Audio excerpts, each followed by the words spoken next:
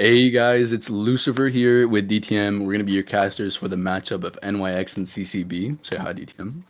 Hi guys, what's going on? I am super excited for this matchup. And he I definitely wanted to be here. definitely wanted to be here. It's okay, guys. We Yeah, we we are falling a little behind here, so this beginning part is gonna feel a little rushed. I do apologize. DTM was powdering his nose and took a little bit longer to get here. So to understood. catch you guys up on what we did fall behind on, CCB actually won the coin toss. Mhm. There was an Ever Sleeping map ban and a Yeah. Chinatown map pick. DTM, let us know who's hunting first. It's gonna be Team NYX hunting first, which means we are going to be seeing LX hunt if I am not incorrect. So I'm really looking forward to this. I'm very excited. Ever Sleeping Band, super interesting though. I don't think you really see Ever Sleeping Band that much. Kind of uncommon. It actually is. I'm also shocked. I would say I'm shocked-ish by it. Mainly because like yes, it's a relatively even map. And I think it's one of the more balanced maps. That's why it's never banned. It's not. It's pretty easy to get a draw either way on. And it's also easy to open up the win potential. But when you have somebody like LX that's so good on and has so many hunters that are that good on a map like Eversleeping, I think it gets to a point to where you're really trying to take LX's comfortability away. And less about like what map is good and not. So I definitely think they're targeting LX a little bit with the that map pick. Well, that map ban rather. It's very insightful. That's going to be really interesting. But we definitely are going to see some of Alex's versatility here, I think. He could obviously go the meta, but I know Alex does like playing Wheel, who is still solid on Chinatown, and he probably has other options as well. It's actually going to be a Priestess and Psychologist ban, though, so that seems more like Ivy, maybe? Yeah, I'm definitely thinking like an Ivy. It could be an Ivy on an Opera, to be honest. He has a lot of options on a map this big. You don't really want to play Opera on a map this big, but it is round one, and his Opera is great. So the the chance of him still playing Opera is pretty high. Ivy on a map like this is good just because she's so fast and good at pressuring the center of the map. And the center of the map for Chinatown is actually like, in my opinion, the quote unquote center and a little bit towards the porcelain because there's like two or three ciphers that spawn there. So if he does play Ivy, definitely look for him to pressure the center of the map. So we are going to see a coordinator and a lawyer picked on the side of CCB here. Both, oh, maybe not lawyer, maybe not lawyer. The coordinator for sure, and obviously the coordinator is going to be a coordinator and a first officer rather. I'm a little shocked to see a first officer pick on a big map like this. Traditionally, you kind of want to like pick two characters you're okay with giving up, and then if mercenary is an option or wildling, you just want to lock one of them. But coordinator, an understandable pick. I mean, coordinator has been like on a tangent recently. So I'm not the most shocked at all that she's picked. She's really consistent at least minimum getting 60 seconds out, possibly blink. Yeah, that's really true. It is kind of surprising to see the rescue locked in the first two, but they are going to have other options. Interesting though, we do see an antiquarian ban, which is not something an Ivy would ever do. So maybe LX is leaning more towards the Opera. He also bans Gardener, and Opera also really does not like Gardener very much either. It is going to be an Embalmer pick though, and Embalmer, I think we see a lot of Embalmer recently. They're not picking him first. They want to keep him for later rounds just because he is so strong at getting draws. If you chase him, he's just going to embalm himself no matter how short he kites. The survivors are going to have a pretty solid chance of getting a draw. And they're rounding out their comp with an acrobat as well. This isn't a particularly easy comp to get a win on. I mean, coordinator and acrobat. Coordinator's a little bit fragile. But even after gun, like she can usually kite a little bit, and then after a coffin, they can still get a draw. So this could be a little Yeah, bit difficult for Alex. I think it's going to be interesting because Alex is normally a hunter you see push for those wins, whether it be a 3-man or a 4-man. Even in positions where he's in a draw, he still finds ways to pressure the survivors into making mistakes. He's so aggressive. He's a hunter that plays aggressive pretty consistently in every matchup. That doesn't really matter what he's looking for specifically. So I think that this survivor side of CCB actually chose an amazing comp against a hunter like like LX here.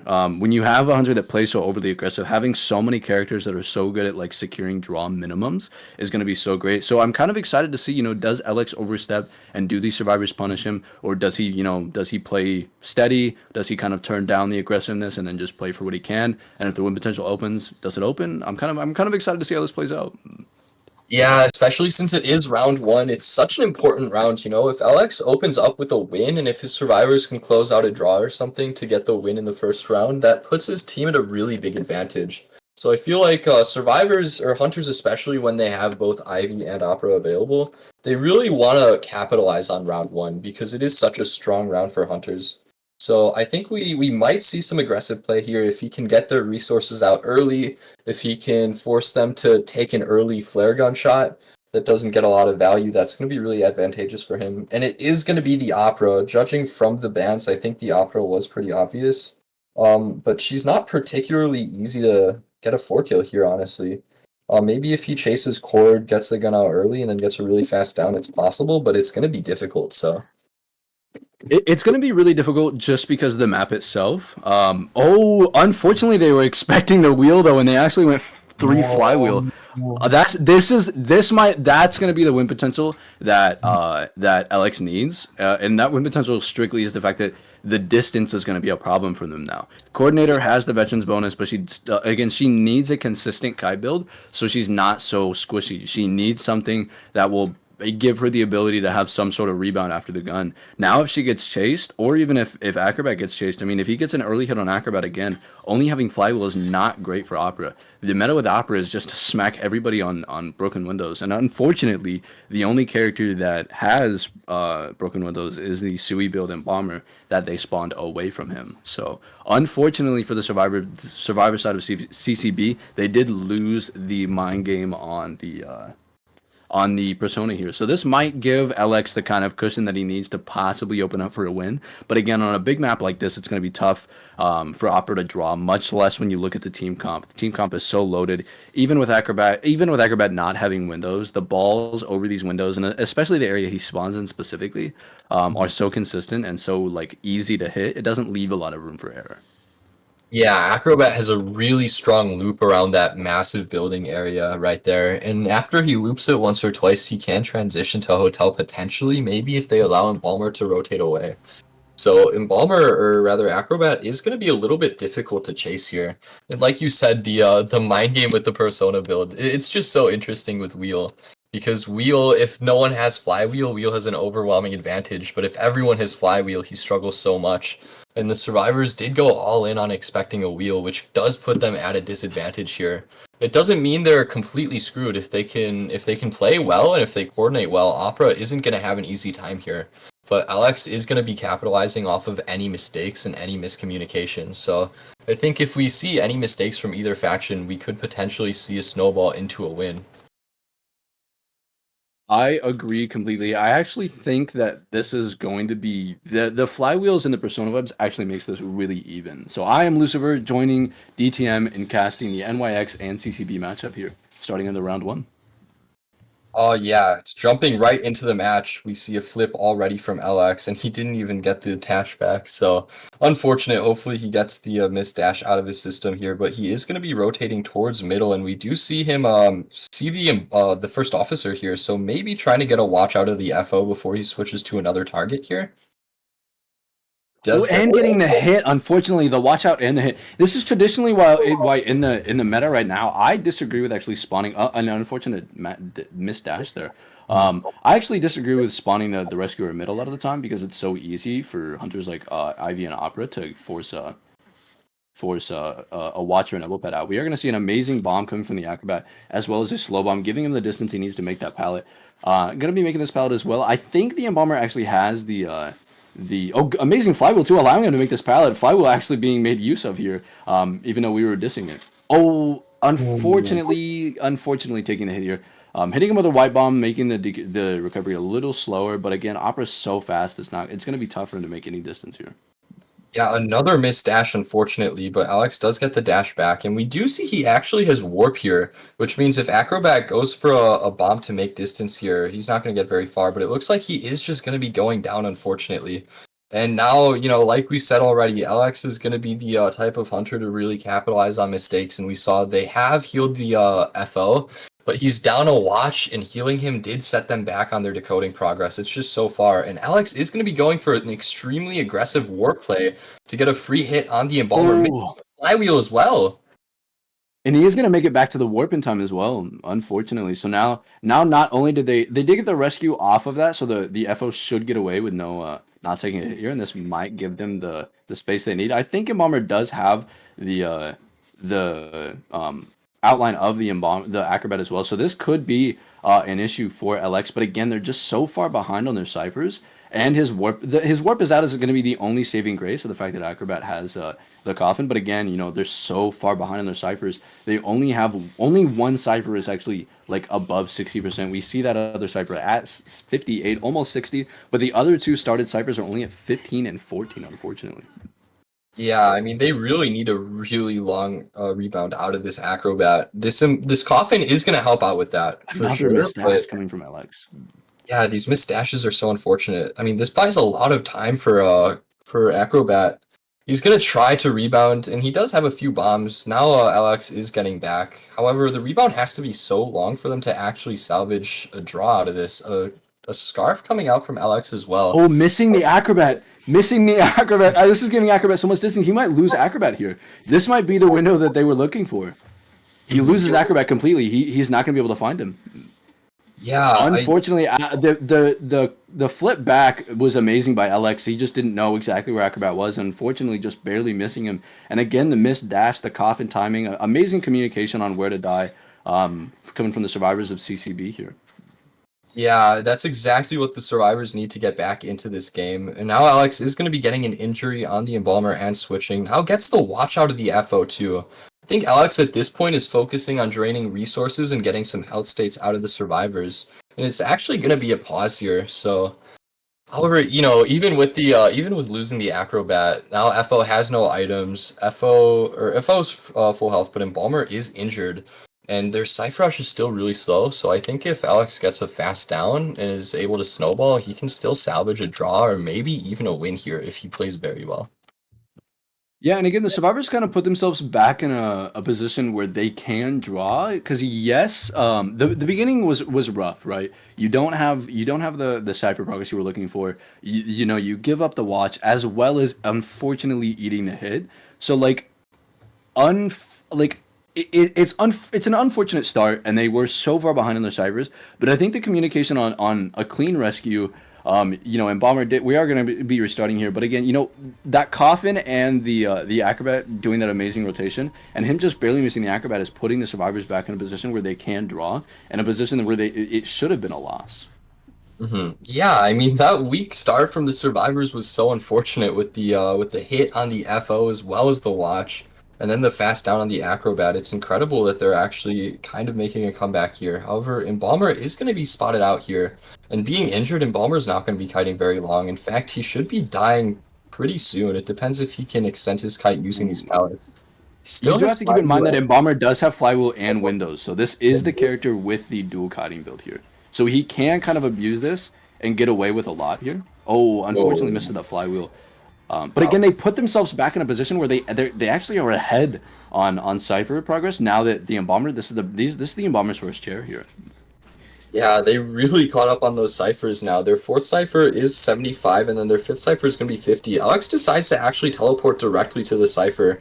I think this is a good play. He's trying to maximize his map pressure here. Unfortunately, he doesn't get the hit on FO, gets pallet stun. Amazing pallet stun. But I mean, the teleport is, I guess, necessary, but at that point, I mean, how necessary? Like, how much are you really getting out of it? The rescue is going to be immediate. The FO is just going to waste time and then leave. They're going to reset the Embalmer. They have this progress on the cipher is stupid far. I mean, it's going to be an uphill climb for LX to kind of come back from this one, from this at this point. Yeah, I mean, for sure. And we see their ciphers are just about completely finished. So unfortunately, it looks like not even able to get the hit there with the dash as well. Finally gets the hit on him, and the ciphers aren't finished, so Alex gets a chair for his trouble, but his trait is on cooldown. Looks like Alex might not even chair. He's kind of lagging here, unfortunately.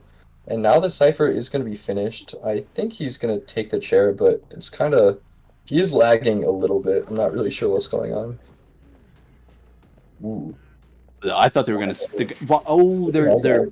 they're shooting here. Hello. I don't know why they shot there. Looks like they'll just pop Maybe. it. I'm not really sure though. I feel like you just save and then gun after to give him distance. Yeah, I think this is a little bit of a misstep because now coordinator's in a little bit of a middle of the map. I don't think the Opera will make it before coordinator does, but it's gonna be a little bit of a close race depending on how efficient these dashes are. As he misses a dash, unfortunately. Coordinator should just commit to the gate at this point. She'll get out, and this is gonna be a three-man starting for the side of CCB here. Yeah, definitely. That was a really unexpected match. Just a roller. I almost spoke too soon. Unfortunately, yeah, Alex does go the opposite direction, but the teleport actually would have caught coordinator, but he dashed away from the gate when she had just barely made it in there. Wow. Yeah. I Man, what almost a spoke too soon. I almost jinxed him. That would have been scary. man. You convinced me. I thought they were home free. Wow. Yeah, Almost got me. I'm convincing like that. You're welcome.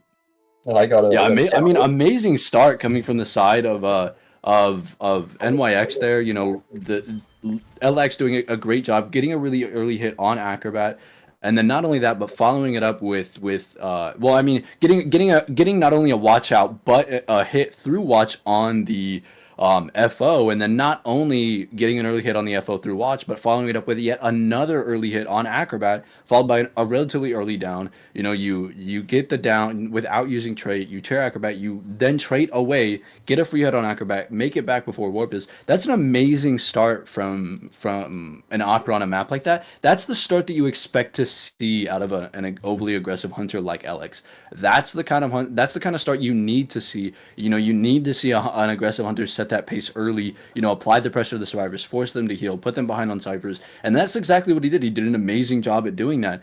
The only issue is that he used his warp to apply pressure to the embomber. But what I don't think he accounted for is the fact that the embomber actually got the outline of the acrobat early on in the game. So at that point, acrobat takes tide, dies away, and then coffins, and then all the missed dashes really started catching up with LX, especially the one trying to catch up with acrobat. The flip back was amazingly timed, but then again, he missed the acrobat, and then he lost him. So that's unfortunate. And, the survivors of CCB really abused that, and they spent all that time that he was looking kind of for acrobat, not starting a chase, to really just apply the pressure on the ciphers. And then by the time the embomber got put in his first chair, I mean, one cipher was at 40, the other was at 70, I believe. So amazing back and forth. Unfortunately, missing the losing the acrobat, and CCB definitely capitalizing off that. yeah, I mean, I can kind of understand the warp. Maybe Alex was worried about FO making a free rescue and then that losing him some momentum. He wants the guaranteed hit, which I get, but using your warp early when there's a coffin on the map is just so risky, and we see exactly what can happen if you're not careful. And the slightest mistake was excuse me? I got I Yeah, don't I think mean, he. even the slightest mistake can just cause everything to go wrong, like we saw. I think if he was able to get an injury on the FO and then just warp to the coffin after he redowns the Acrobat, I think that's going to be enough to secure him the win just because his early game was so strong. So, really unfortunate. Yeah, and late game coming in with a lag is also equally as unfortunate. But at that point, by the time he was lagging, he had lost so much pressure. Again from the amazing communication from the embomber and the acrobat on where to die and where they needed to go to get that outline. Just a great communication early game. We didn't really see it kind of come to fruition until late game, but great job on the survivors. And again, great early game from LX. I'm excited to see kind of how he rebounds from that initial round one here. Yeah, absolutely. And now, as we are coming into round two, with that win from CCB for the survivors, now the Hunter is in a really nice position. If they can just get a draw, they're gonna have a victory in the first round, and that's really gonna help them out going forward, especially against a team like NYX. It's not a pushover team, so that first win in round one is really important. So this Hunter, there's a lot of pressure on him, and there's a lot of pressure on the survivors as well. I do know this hunter does like playing Wax Artist, and Chinatown was CCB's map pick. So I'm expecting that they picked Chinatown with Shock's Wax Artist in mind. So I think the Hunter's gonna be really confident. We'll have to see what the survivors can do here. Yeah, for those of you who don't know, and DTM, I'm not sure if you know who this is, but excuse me. This hunter is DTM just called him Shock. This is Shock. He is consistently up 1 and 2, top 3 on the leaderboards for NAU's hunter side. I mean, pretty consistently for the last, I think, 3 or 4 or 5 seasons. So LX, we talk about how aggressive of a hunter LX is, and how consistent he is at opening himself up for wins. But with a misstep like that with LX, I mean, Shock is a hunter with the skill level to really put on the pressure here with opening up for a win of his own on the hunter side for CCB. So NYX, they're in a position where with a hunter like Shock, do you try to push and match that 3-man, or do you kind of want to damage control, get the draw, and then look to make your winning move in rounds 2 and 3 here? It looks like Shock is going to be banning out the Embalmer here. Shock clearly, actually, it's kind of interesting because Shock does not mind a draw. If he draws, that's still a round 1 win for CCB, but goes for the Embalmer ban anyway. We did just see how Embalmer can lead to a loss if you lose your chase. So Embalmer very strong on this map. I'm not surprised by it too much, and I think Shock definitely is going to be playing pretty aggressively here. We'll have to see what the survivors go for their locks. Yeah, Shock and LX both play pretty similarly with the hyper aggression and always looking for win potential and not really draw. So, in a position where you're applying your survivor side is now applying their survivor side to try to push for maybe more than a draw. I think Shock is looking to nullify that easy draw situation and kind of force them into situations where maybe they overextend here. And I think Embalmer is a great ban here. Yeah, we are seeing Wildling and Coordinator come out for the first 2 picks here. And after Aeroplane, it's going to be an Acrobat lock as well. So this comp is actually pretty similar to what we saw from CCB survivors. They've got the Cord, they've got the Acrobat. They're bringing a Wildling instead of an FO, which I would say is probably more standard on this map because it is bigger. So Wildling is going to be able to get around the map faster. And now for their last pick, there was a Prisoner ban from Shock actually. So I don't think they're going to go for a decoder there. Probably a consistent support or a strong kiter. And right now, this comp is shaping up to be pretty strong here. I think the survivors are going to be trying to push for more than a draw, hopefully. And a Fire Investigator, actually, who's a very strong support here. So with the Fire Investigator, they might be able to push for more than a draw. They might be able to, yeah. And I think the prisoner ban is a little bit where Shock misstepped here, but he might be playing a hunter that maybe he has insider knowledge that we don't. But yeah, the prisoner ban is a little interesting, especially in a map like this. Prisoner isn't the best on bigger maps because he loses a lot of that decoding sharing to the distance that the ciphers are at. But yeah, the comp itself that NYX is actually responding with is a good comp here, and like you and I mentioned before the match, last match started, that Wildling is a little more. Wildling probably would have been a better pick here. Not only are you more comfortable, losing Wildling in a global event, but he also wouldn't run into a situation like the FO did last round in being hit through his watch. Unless it's really hard to get hit out of your board. You just get on board early, and there's not much the hunter can do. We've even seen operas get outran by Wildling. So it's pretty difficult to get a quote unquote early hit on a Wildling, especially when they know what hunter, it's competitive. You know where they spawn, what hunter it is. It's going to be pretty difficult for Shock to get an early hit on this Wildling. So I would be shocked to see him push through middle to kind of like get that hit if Wildling does spawn mid. So I think Shock's plan here, he needs to start a chase. We're going to see that Wax Artist pick as well, like you mentioned before. So I think he could look to apply pressure on the Wildling possibly, but I do expect him to just kind of start this chase as fast as he can here. Yeah, I mean, really good point that you made about the Wildling. There's no risk of him wasting any items or getting hit out of his board. It's really almost impossible. For Wax, you could, maybe, but it's going to take a lot of time, and for a Wax Artist, when you're looking for a draw, you don't want to be wasting that much time on a Wildling that you really don't intend to chase. So probably going to be wanting to chase based on most likely whoever spawns middle or maybe a connected two-story. You don't want to be chasing hotel. It looks like actually we might be seeing a coordinator spawn at middle. Looks like maybe fire investigator plans on rotating to hotel. And acrobat is going to be spawning porcelain shop. So I think wax artist could probably chase the acrobat or the coordinator here. Yeah, I mean, if you're wax artist here, you should just spawn top mid or I mean, he might spawn bottom right, but or he might throw a curveball and spawn bottom left. I Bottom left. don't, yeah, I don't really understand that spawn necessarily. You know, the acrobat, he's gonna spawn into the acrobat, which I think is gonna be one of his preferred chase targets. But honestly, a coordinator in middle is, in my opinion, I think it might be easier for him. You're gonna eat the gun early, but you're gonna have your blink to respond back, so the quarter gun isn't going to be as impactful, especially since you're wax artist. But yeah, I think the spawn is a little awkward. It does kind of ruin rotations though, because you know, Wildling isn't going to be able to decode that little tree cipher. He is going to be forced to either run all the way to lanterns or rotate into fire investigator here. Yeah, it's definitely interesting. Something else is that Wildling actually has Flywheel and then Acrobat has Tide. I don't think that's something you see very often. Kind of interesting they thought that Wildling actually needed Flywheel. I'm not really sure why they went for that. Like, maybe a double Tide would have been good if they want to push for a draw maybe, or they can use it to play aggressively in the end game. But Acrobat is not going to be having a kiting build, so if he gets chased here, he might struggle a little bit. I honestly didn't even see that. I definitely think that Acrobat is going to be his preferred chase now that he doesn't have Tide. But again, you know, Shock doesn't know that, unfortunately. So Mhm. Yeah, starting this match, the second half of round one, it's going to be DTM and Lucifer commentating.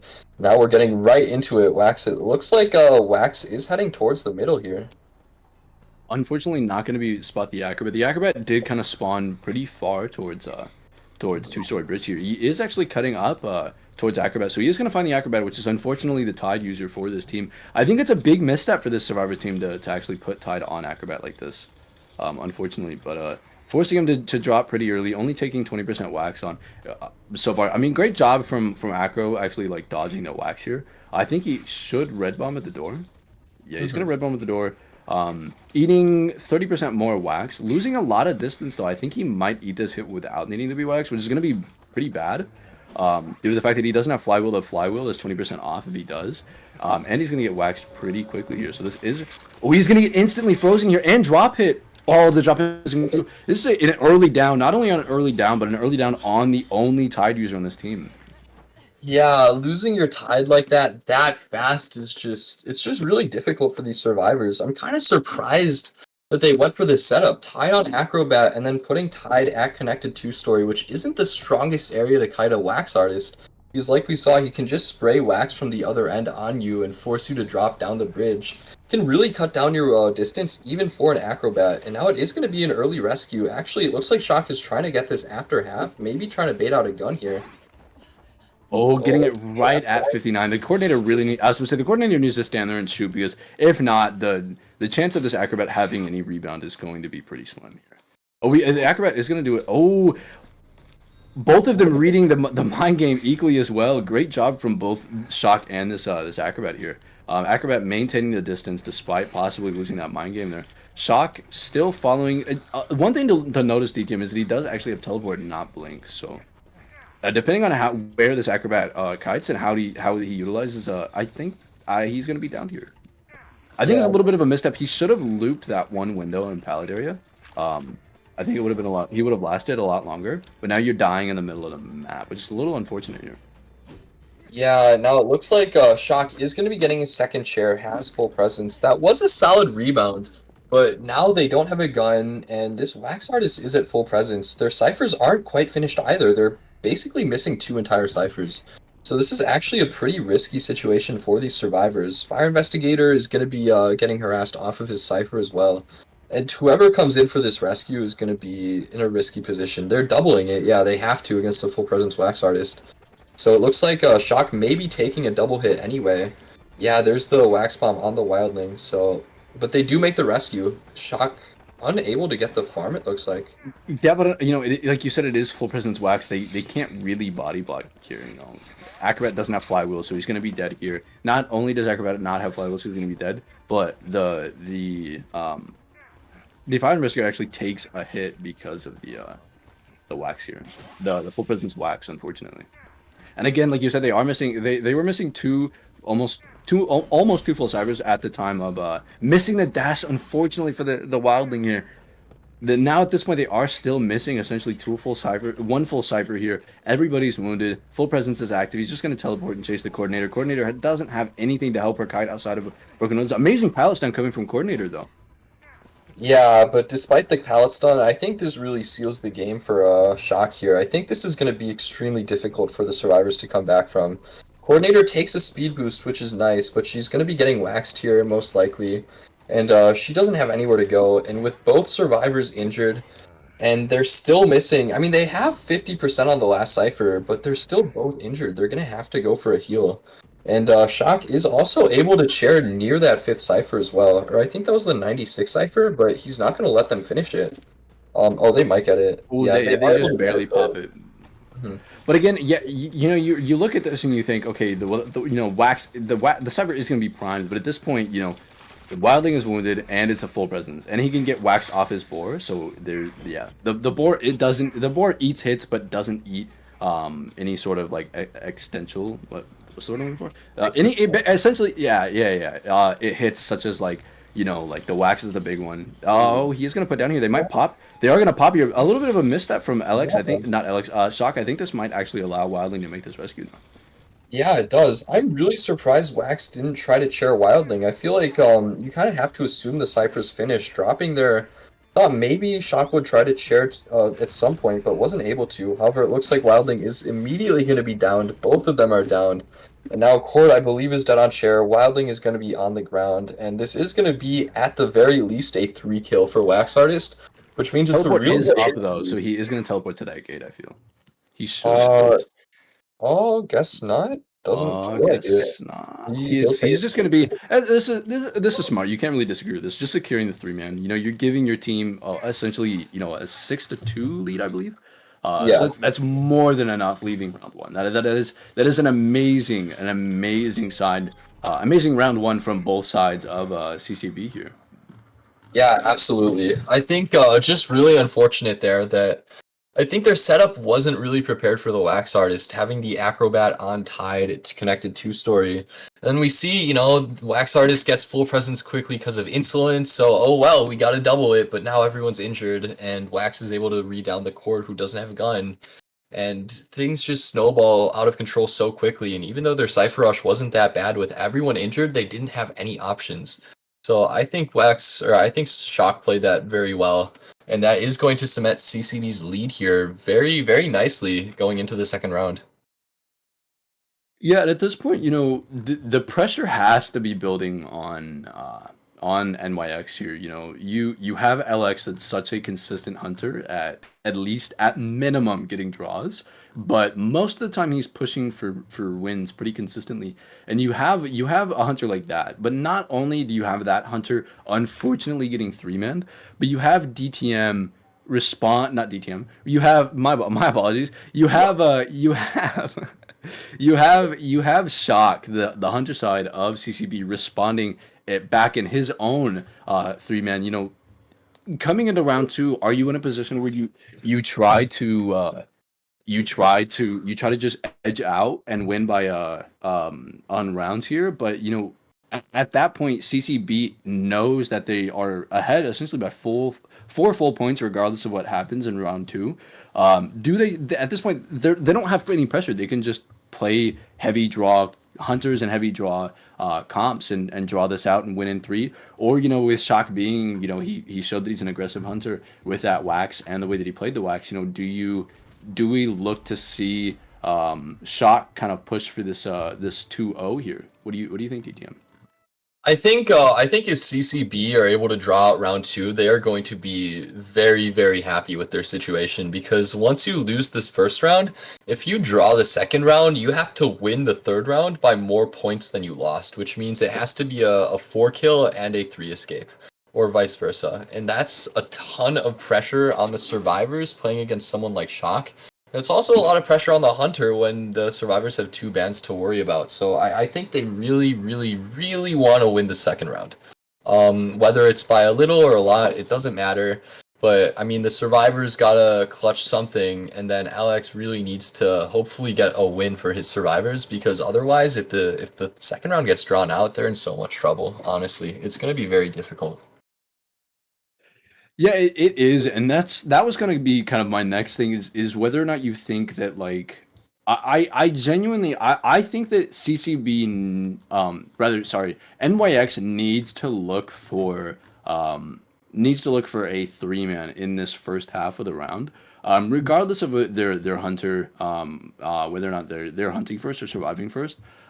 If it's LX, I think LX is kind of forced into a situation where he needs to push for at least a three man because I think Shock has proved that Shock is kind of matching LX's pace, which I don't think a lot of hunters in NA do pretty consistently. You know, LX even in IVT, even against a top four team in KOA in just this past summer IVT, you know, he plays this hyper aggression, and the only way that you kind of combat that is by matching that pace. And in a situation round one where your hyper aggressive hunter gets three man, you have to look for him to respond back with a three or four man.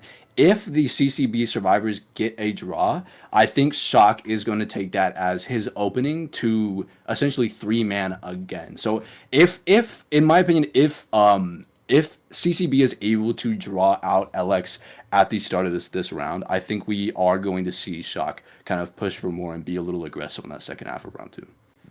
Yeah, you really don't want to give a hunter like Shock that kind of opening. So, I mean, for the for NYX's whichever faction plays first, for NYX, they really need to open up with a strong start, because you have to make a statement after that. I think after losing a round kind of convincingly like that with two losses, right? If you need to come back, you need to come back swinging. You have to get some points back. And you do have to win the second round, so I think we're going to be seeing some really aggressive play here. And looking at this map pick, Team NYX just picked Hospital, which I think is the most aggressive map pick possible.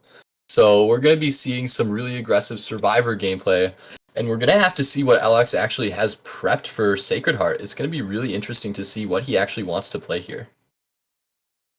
Yeah, that is relatively that is interesting. We don't see a lot of hospital banned because I think all teams in the competitive scene kind of understand that that map is so survivor sided. So I'm not really too surprised, you know, with you know Shock returning with a three man, them being 4 points behind. They have to be aggressive here. So not only are they allowing their survivors to pick a map that is better against you know any hunters, but it's giving them some sort of edge on Shock. But you know with that like advantage you're giving yourself, you're also giving that to the other team. So I'm really hoping they picked this with the understanding of that and with a plan for LX. I'm really hoping LX has a hunter that he has picked on here, that they picked that he plays consistently, that he has experience with, because if not, I think it's going to be a struggle and it could be a little bit of a misplay here. Especially Yeah. considering that the CCB survivors did open with a three man, so we know that their communication is already strong. As to where the NYX survivors got three man, so I think it's a little bit of a risk, but you know 4 points behind at that point, I think you do need to start taking these risks. Yeah, absolutely. At some point, it just becomes necessary that you have to go for a more aggressive gameplay. I think it's pretty clear here that the team NYX survivors are giving Shock, respect, right? They're kind of making a statement like, "Hey, you did outplay us in the first round, so we're gonna put you in a really uncomfortable position, and we're going to set ourselves up, and then we're gonna have faith in our hunter that our hunter can pull through and succeed even on a difficult map." I know LX has such a wide pool. There are a lot of there are a lot of hunters that LX could play here. Doesn't have to go Opera. I think Ivy isn't bad on this map, and there are other options. I think I've seen LX play Clerk on Sacred Heart before. There's plenty of things you can go for here, so I think Team NYX are really banking on Alex's versatility on this map. I'll tell you a secret, DTM. Lean in close, DTM. I'm leaning. Alex has a hermit, so they might Oh. play a hermit on this map, and hermit actually isn't terrible on a map like this, because he's able to transverse the map really well once he gets that eye. So hermit is an option. Hermit is really aggressive. Envy actually played against Ravens in this past summer IVT, and he actually played hermit against us as well. So hermit is something that Alex plays quite consistently. So they might be banking on the fact that. That they're gonna ban the opera and then force him to play like Ivy or something like that, and then they're kind of gonna. I think Alex is kind of hoping that they play into that hermit. We're gonna see a priestess and a bomber here, the same bans coming from Shock. Priestess not too surprising on a map like this, and then bomber. Again, we talked about it. Shock, I think, is gonna look to at least secure a draw, but I would not be surprised for if he's looking for more here. And then the first two locks actually being Postman and Weeping Clown, possibly. Yep, but Postman and Weeping Clown, Postman and Forward rather being locked here. Postman did get that buff as well, so they can actually balloon harass, which is weird. Weird. Very It's strange. pretty weird. Yeah, pretty weird. Yeah, I mean, I think this is a Postman Forward is one of the more not very what's the word? It's not very common to see Forward and Postman played even at all in tournament. Postman is a decoder, sure, but I think other decoders like Prisoner lately and historically characters like Explorer are more common, but decoders can be a little risky. I guess they think the balloon harassment might be worth it, but and then Forward as well, who's such an outdated character at this point. But hey, I mean, if they have a really cracked forward, I would like to see some forward stuns, and they potentially could put together some support that could give Shock a hard time. Yeah, and we're going to see an Antiquarian ban with the return of a Seer lock, as well as a Prospector lock being your last lock here, with an Aeroplanist being your final ban here. But I think the big thing that's kind of throwing me off here is the Wax ban on a map like this. We don't really see Wax played on a map like this. I understand, respect banning Shock's Wax. Shock's, played a great Wax match, but he's on a map that is actually not very good for Wax here. Maybe they're scared of the window being blocked with at ruins, but again, it's lots of tall walls. It's really easy to loop. I'm shocked by the Wax ban. I think this gives Shock, Shock. I think this gives him a lot of options. Because I'm not sure if he was actually wanting to play Wax here, especially with the Antiquarian ban. I mean, I don't really see Shock wanting to play a character like Wax Artist here, so I think that they did kind of play into to Shock's bans here a little bit. Yeah, it is interesting though. I'm trying to think what would actually be like really good here. I guess like you said, Hermit.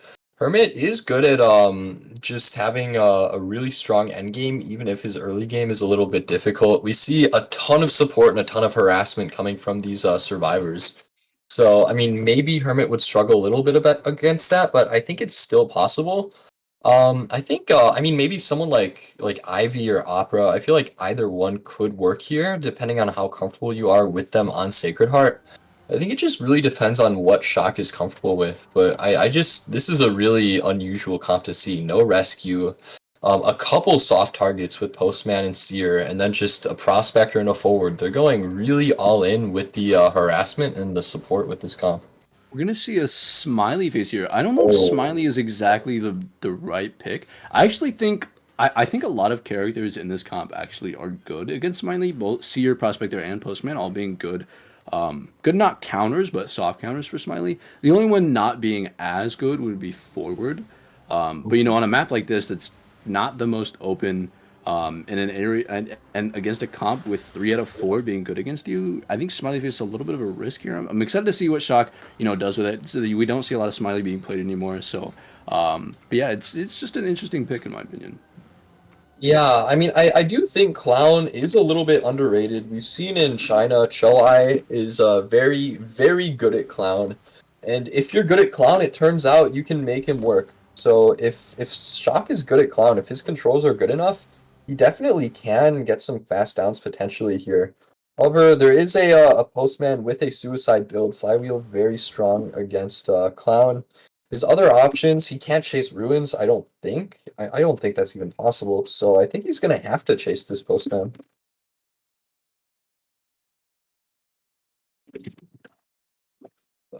Yeah, I agree here. The interesting bands, interesting map spawns here. I definitely accounting for the fact that it's a clown, not really wanting to put anybody in the open down there under seer, or even in the somewhat open of that mid right spawn. But again, interesting spawns here. We are going to see him spawn to the top left into Postman and Prospector, like you said. I think, honestly, Postman is going to be the preferred chase here. Not only do you not want to chase in Ruins traditionally, but also Prospector in Ruins is going to be a pain in the ass here. So, I do think that that Shock is going to commit to this Postman here. Yeah, I definitely think that makes sense. As long as Shock's controls are good, he can succeed, but he does have to get through that owl, he has to get through the dog potentially, and he does have to get through a flywheel. So this postman has tools to succeed, and if Shock's controls aren't perfect, then he is going to struggle here. So I'm really looking forward to how refined this clown is. Is going to be picking up parts as soon as the match starts. Maybe going for... I think he's just picking up parts, and he'll go for the postman most likely. Yeah, I wouldn't imagine that he does actually commit to the prospect here. I definitely think he's just kind of be picking up parts, bouncing around, taking his time early game, and we see a lot of clowns do it. Possibly wanting to chase the seer. Yeah, we do see seer know. He knows that seer knows that the clown's here. Gonna force out the pallet drop without. I think this actually, yeah, this is gonna be a little bit of a rough chase here. I don't think owl is up. So he's just gonna eat this owl, bolt the window, and again, in a situation where he doesn't have any parts, he has one of each. I do think this is going to be a little bit of a rough early game for Shock here. Yeah, this could be difficult. Trying to go for the mind game doesn't quite get it, but this is going to be a really difficult area for Seer to actually kite. And oh no, yeah, she runs into a wall. Does get swinging through the pallet. Amazing mind game with the pallet. But yeah, the blink is actually unfortunately not going to get the hit. The blink was, I think, a little premature. Trying to get a little too fancy with it. Unfortunately, not working out. His dash is going to be up. I don't think Seer is going to last too much long in this area. It's really difficult to try to bolt faster than the clown dashes. So. Yeah, very nice mind game from the clown as well, reading that dash. And that wasn't that slow. We do see the 3 ciphers are almost finished here. Clown trying to mind game the prospector. I think he has. I think this year has max struggle. So. Oh no. Yeah. So. Yeah, great cipher progress coming from the side of the survivors here, but unfortunately, is chaired on this cipher, and I believe this is the 80% cipher, 81% cipher. So, we're gonna see the forward here actually being able to get in here, and it might be a free rescue, possibly the farm on this here. Yeah, possibly. Good body block coming from the forward, but again, I think this is just gonna be. Oh, amazing stun! Oh, a little. I like the owl just in case, but yeah, amazing stun from the forward here. Yeah, I mean, I guess as a precaution, it's okay. Although you would expect the Seer to maybe hold off on that. Unfortunately, the Owl is going to be wasted because of that. And there isn't going to be much of a rebound. However, we can see the forward still in the area, scaring the Clown a little bit. It looks like Clown is just going to put on a part to scare off the forward, and now is going to be getting that second chair. But these ciphers are moving pretty quickly. They are missing a full cipher, but they can still push for a draw here, I think. Maybe if they can get a rebound with some prospector support, Shock could have some trouble. Yeah, the only issue is yes, they're down a full cipher, and the ciphers are moving relatively okay. The only issue being the fact that the Seer doesn't have a lot of rebound potential, and they are chaired on this last cipher, missing the magnet. Unfortunately, this is going to spell somebody being down, whether it's Prospector or Seer. Either is going to be a bad option for them, because the Seer, again, doesn't have a lot of rebound potential. So this is going to be like Seer's last chair regardless. Not only that, but they are going to come back and pop this. So they are going to be about a half a cipher down by the time Seer gets chaired. But again, you have forward wounded. Prospector's down. The only person that can rescue is Postman. Realistically, oh, we're going to see Postman try to come in here and harass, unfortunately missing the dog. But again, Postman being the only one that can rescue here, do you chair the Prospector, or do you force you continue to chase the Postman off of this chair here, this cipher here rather? I mean, it looks like Shock is actually going to drop the Prospector and go for the chase on the Postman. Oh, Postman missing not dog able to get the again. dog on Shock, unfortunately, and cancels recovery, so he is able to just get the free hit and then share Prospector. And might He's gonna actually add normal. go. This Yeah, this is this is the win potential that Shock was looking for. This might actually be this is going to put him in a position where he can potentially four-man here because no one can rescue, and not only can no one rescue, but you can't really double rescue against a clown because that rocket recovery is so fast that even if you double rescue, it's likely to be an instant farm regardless. Yeah, and now this is going to be a win for a Shock, it looks like. It's most likely impossible for these survivors to do anything with both of them injured and missing a full cipher almost now. After that abnormal, good flywheel from the Ooh, post really good by a play. little time, but he's not Oh, going to be Forward able is to actually walk going to make that rescue now. But I think Shock has opened himself up enough. He doesn't. now. Oh, unfortunately, canceling the recovery. But Shock has given him enough cushion, himself enough cushion that he doesn't really need to camp. As long as he keeps them from resetting and keeps them from just decoding and priming while somebody sits on chair. I think they'll be fine. But again, they're essentially a full cipher behind. Not only are they a full cipher behind, but Shock does still have that abnormal. Yeah, having a normal here is such a great tool for Shock, and maybe if that postman rebounded, he would have been in a little bit of trouble. But he still has a chair now, so he's still pressuring the survivors with that chair, and he's got both of them injured. He actually is going to spot forward here as well. And forward does not have flywheel, so he's just going to be eating this dash, and forward goes down too. Now Shock is going to be checking the cipher. Right now, I mean, Prospector can't really do anything. We might see Shock Slug. He might be able to afford, might be able to self-heal and make this rescue. Maybe. It's going to be close, but now Shock is just going for the Prospector. Yeah, and again, it's really difficult to win pallet mind games against a clown because not only is he so fast, but the controls that Shock has been showing have been so consistent that it's gonna be tough regardless. Good pull, actually gonna be able to get the rescue. Oh, Oh, unfortunately, oh, unfortunately, the magnet actually hitting the postman instead, but Shock actually ignoring the prospector to continue for the postman. Flywheel not being a factor here. Oh, great job, tree guy. Hello. that Great was job kiting from the prospector. Unfortunately, it's going to kite directly onto the forward, which doesn't allow the prospector to pick him up. But forward does still have to self heal here. Oh, amazing pallet job! This prospector is doing not prospector. This postman is doing a really great job from for buying them time. Flywheel is going to be up in a second, 1 second too late, unfortunately. Yeah, I think they definitely needed that kite from Postman maybe before he got chaired. Unfortunately, now it is a little bit too late. He is going to be chaired for the third time, which means he's cooked. And now Prospector is getting spotted here. Forward has no self-heal as well, and Shock knows it, so he can just down Prospector, go back for Forward, and he's probably going to be able to 4-kill this. I don't think it's very likely for the survivors to get anything out of this with their ciphers so slow. Shock still has a normal. There's really just not much they can do here. Maybe Prospector can do a little bit of a kite, but misses another magnet. Shock does not have to walk through that magnet, and now it doesn't look like Prospector is going to be able to last for very long. Oh, amazing mind game as well. Not only they're cyber so far behind, but they actually can't get a consistent kite going against this clown. Not because take the fact that it's Shock out of, but look at Clown's base kit. Neither of these last two survivors alive actually have flywheel, so the chances of them canceling a dash is low. The only thing that is a little unfortunate is he does chair and kill a prospector just because he does have dungeon, so he's not really worried about them getting it. He knows the dungeon's there, so he can just take his time. Forward is going to be looking for a syringe here, so that is going to be their one saving grace. That if he does get a syringe, I think. Oh, the crows. Unfortunately, Forward is not going to be able to get anything out of this. Yeah, that is so unfortunate. It's going to be a 4K for Shock here on the side of CCB. Yeah, what an incredible match from Shock there. I think we saw just how strong Clown can be potentially, even on a map like Sacred Heart. If you pick your chase well, and then if you snowball, if you do a good job of snowballing, I think the survivors unfortunately couldn't really keep up with the pace. Seer wasn't able to kite for very long, and then they all ended up getting injured, and it was just a snowball for Shock. Really well played by him.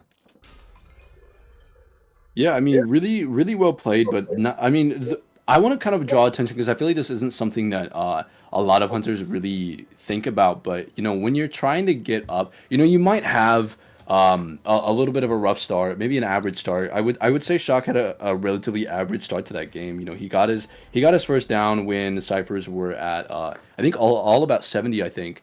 Um, and you know that's kind of a draw position on a map like Hospital, that might even be a loss position, but strictly because the fact that he kept chairing on that one cipher, not allowing them to pop that cipher, forcing them to come back for it later, and again still continuously chairing on that cipher, chairing on that cipher, regardless of what progress it's actually at.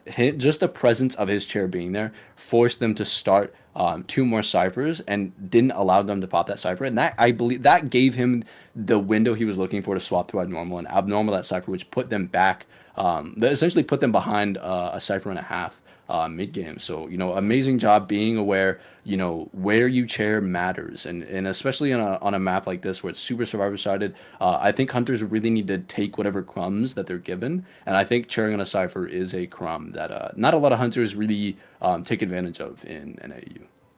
Yeah, it's a really important thing to think about because for a map or for a character like Clown, you know, you don't exactly have that much like passive map pressure. So you have to take any advantage that you can get, and chairing on a cipher is a great way of forcing survivors away from ciphers even while you're camping. So I think Shock took great advantage of it, slowed it down enough, and then abnormaled it after he got a kill, and that just allowed him to completely run away with the lead. And now I think this is pretty much the worst case scenario for Team NYX, because now not only does LX have to 4-kill to even survive for round 3, but even if LX does get a 4-kill, they have to dominate in the third round to actually come away with a win. They need to get 2 wins from both factions. So now Team NYX are really in a difficult spot. I think I mean obviously LX does have to get a 4-kill, so he needs to figure that out. And then I think the survivors really have to lock in because they struggled with Shock even on a map like Sacred Heart. So I wonder how they're gonna be able to deal with it in the third round. Yeah, I mean the pressure definitely is starting um the pressure definitely starting to build for the side of NYX here. You know, the not only the pressure of needing to make this point gap and LX needing the 4K here, but they picked this map for their survivor side, and their survivor still did allow the 4K to happen. So like, not only are you in a not you know, if this is from Alex's point of view, not only are you in a position where you have to 4K, you're in a position where you have to 4K on a survivor sided map that you picked for your survivors. So you know, this might, not only is this, you know, a survivor sided map, but this might be one of Alex's least comfortable maps, and especially with the hunter, his hunter pool is really great on maps that aren't hospital. I think really his only solid hunter on this map might be that Hermit or the Ivy, but they might honestly ban the Ivy here. You don't really need to be too scared of an Opera in this map. Yeah, absolutely. I think Opera can definitely struggle with just the way the shadows are laid out in a lot of areas. And Sacred Heart, not the most dense map. There are some areas with not a lot of objects that makes it kind of hard for her to get around. I think after the first round, maybe the survivors might think that they can get away with allowing an Opera if it means banning something like an Ivy, or like you mentioned, a Hermit. I think Hermit is a very volatile character. You know, he either wins or he loses. That's about it. And if there are any mistakes in the early game, like we saw in the first round, it's going to be much harder to come back from that just because of how slow the ciphers are. So a Hermit could be pretty scary for Team CCB here. I think Alex definitely would like to play that, so maybe we'll see a Hermit banned. Yeah, I mean, I wouldn't be too shocked. So like, I genuinely do think that Hermit is a pretty big a pretty big, the chance of us seeing Hermit is going to be relatively big here. Like you mentioned, you know, Hermit is going to be, you know, a situation where, you know, he's going to win or he's going to lose, and there's not a whole lot of in between. But you know, unfortunately, that is just the situation that LX finds himself in. It is a win or a lose. You know, he needs a 4K. The 3K doesn't matter. The draw doesn't matter. Whether he gets 1K doesn't matter. It is a 4K or nothing in a kind of situation for LX. So, you know, Hermit, that is essentially Hermit's breeding ground. But do you put that risk on a hunter that isn't really regarded too highly in the meta right now. And that's going to be up for Alex to decide. But I'm kind of interested to see what the plan is for CCB's Survivor side. Actually, they are in a situation where they need to push for at least one. Do you see CCB playing? Um, um, super passive, playing into that one man scenario, playing it, or do you see them, shooting for at least a draw? Do you see them being a little aggressive here to not allow LX that window of win potential? Do you see them kind of support a ton, allow the kites to be long, and then decode when decode off of that dual kite um, support, or do you see them play super passive to where they die in corners, bum rush ciphers, rescue a tie, die in another corner, and then hopefully get the cipher prime to time? I think objectively, right, you do want to play passively. If you're able to have someone solo kite for a little bit, die in a corner, go for a tied rescue, and then just get to an end game with 3 people, that is ideal. But if you don't play perfectly, and if if a mistake happens at some point and the survivor maybe dies close to ciphers, you don't want Alex getting comfortable. You don't want him getting in a position where he can snowball. So, because of that, maybe they want to play aggressively. Maybe they want to take Alex outside of his comfort zone and just take that risk. You have to be careful. If you over support, you're setting yourself up for a hard loss, right? We've seen that happen before where survivors just get carried away with the over support and everyone gets injured and the hunter's able to just take advantage of that. But I think a little bit of aggression here wouldn't be bad either, because for LX, if he gets a really fast down and they're playing too passively, he can still make a win happen out of that, depending on who he plays. I think LX probably going to ban Embalmer. If he doesn't, they're definitely going to pick it, which would be very good for them. But outside of Embalmer, I guess more passive characters and just strong solo kiters would be the best picks for them. Yeah, I would agree here. The only thing that you need to worry about him with Embalmer is, if he doesn't ban Embalmer, I wouldn't be surprised if we do end up seeing Hermit, because Hermit isn't as scared of Embalmer as other hunters are, because he does, he does make a lot of that distance up pretty quick. But I do agree. Just like regardless of the distance itself, just the ability to rescue yourself so consistently, I think is going to be kind of a headache for Alex. So definitely kind of playing into that. Maybe if he's gonna play Hermit, you have to look at the possibility of like a psychologist ban, because again, she's a super tanky character that allows you to pretty easily whether that's you have your kite or kite, and your rescue, and then boom, whistle, and then boom, instead of having to rotate cross map and pick up somebody else's cipher up while the other person goes and rescues, it's just that rescues, tide wears off, they get whistled, and then they rescue again. It's not with psychologists specifically, it's really difficult to force people off of ciphers to exchange rescues, strictly because that whistle is on the field. Yeah, that's a really good point. I think that aspect of psychologist kind of flies under the radar. Usually, you see psychologist, and she gets chased a lot, and it's like, oh, so she's that 3-hit kiter, right? She's just the standard kiter character. But yeah, if you don't end up chasing her, that support aspect is really good. It almost functions similar to Embalmer, like you said. It allows rescues to happen while the ciphers don't get slowed down. So I think someone like a psychologist could be really strong here, and Psych is good against pretty much any hunter that Alex could play here, unless he wants to bring out the wheel on Sacred Heart, which at this point in such a desperate situation, you could do. It's possible, but it's going to be a little bit difficult. Yeah, it's gonna be tough, to be honest. It is gonna be really really tough to bring a wheel onto this map. Not only is this map really bad for hunters, but this map is really really bad for wheel. Really bad for wheel. So in a situation like this, I think it. I know you love your wheel, but I'm not sure if now's the time Okay, if to you bring really bring confined, the if you wheel bring out. confined, it's not that bad, I swear. I'm not Uh, crazy, guys. I 1 through 10. How high's the delusional, guys? I feel like it's pretty high right now. I feel like the delusional is pretty high right now. So I do. We are hearing whispers of Zai unfortunately being AFK, and it does look like the Ooh, possibility of Shock actually stepping in to play Survivor that in replacement of Zai here. oh, that would be crazy. Yeah, very unfortunate for Team CCB that at the very end, their survivor ended up throwing. But I mean, hey, dual faction shock. That would be something pretty interesting, I think. And it looks like Shock actually is here. The Mammoth 2 has entered the building, everybody. Don't get too intimidated, guys. You don't have to be too scared.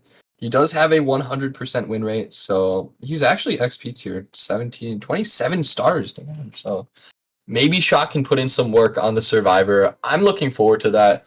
If Shock can kite 5 ciphers after getting like 2 wins, then we'd have to give him MVP at that point. I don't think there's much debate about that. Well, we all know one thing that we can, there's a lot of uncertainties. Shock coming in. Shock is actually not going to be able to vocally speak as well in VC. That being a factor, not really knowing where Zai's come in, not knowing how much Shock actually plays Survivor. The one thing that we do know is that regardless of Shock's Survivor rank being Mammoth 2, DTM Survivor is statistically and factually worse. So that is the only good thing, that at least they don't have DTM. You know what I mean? Yeah, it'd be pretty unfair if I were to come in and kite LX for 5 ciphers. I think that would ruin the tournament. So for Uh, now, we're gonna have to allow Shock the honor of so actually, what I'm hearing is directly after we finish this matchup, we will see a streamed 1v1 of DTM versus LX. So look out for that, you guys. yeah. However, we are going to see a mercenary and priestess ban to open this up on the side of LX, as well as an Ivy ban in return. See, I Mhm. told you that the likeliness of them banning a Hermit or Ivy is going to be pretty high. I think they're confident against the Opera, and it's not only are you confident against the Opera, but also on a map like Ever Sleeping here, not Ever Sleeping, on Hospital here. Yeah, really surprising here that we don't see an Embalmer pick. We immediately see Gardner, who's very good against Opera, and not terrible against any of the other options that Alex could take, so I'm not too surprised to see Gardner. I'm expecting an Embalmer here. That's what I'm really expecting. We'll have to see if that's what they end up going for. They do have other options, but I think someone like Embalmer is just too strong at securing draws and one escapes, and since that's all they need, I feel like if they're given the option, especially since they did play it round 1 and it worked out so well for them. Oh, but they do go for the psychologist you were talking about. Nope. Oh, nope. Nope. Acrobat. Just acrobat. Oh, guess not. Get faked out. But yeah, no, I definitely think, in a situation like this where this might be your last round, you don't have to be as forgiving with your global bans. You can get a little spicy and pick meta characters. So I definitely think it's the right call to at least pick an acrobat. I would like to agree with you, and I definitely think possibly an Embalmer, but we don't see an Embalmer pick actually coming from Alex. The psychologist pick is interesting. This might actually kind of look to play Hermit here with the psychologist pick. Yeah, potentially. I think, like you said, Hermit is really, really, really good at winning. He's good at losing too, but right now, when you're worried about winning, you want a character that can win, and Hermit is someone that can win. We are gonna be seeing a Seer here, so not a lot of rescues. More like Seer is a good support, and potentially, I mean, if you chase a Gardener, that could be 4 hits. Acrobat with Owl is going to be rough too, but we did see Seer get chased last round and it didn't go very well. So there is always that risk when you do pick a Seer. Yeah, but the thing to look out for is that Seer's probably going to get put in hospital, and if it is a Hermit, a Seer is going to be really, really annoying in early game. And a Gravekeeper, I think, is the... Oh, yeah, we are going to see a Gravekeeper pick, I assume, here, because Gravekeeper is really good against just about every hunter that Alex plays. Mhm. Wheel, Opera, and very good against Hermit. I don't know if you guys watched one of the GSL matchups just a few days ago. Pearl is the rescuer main for GSL.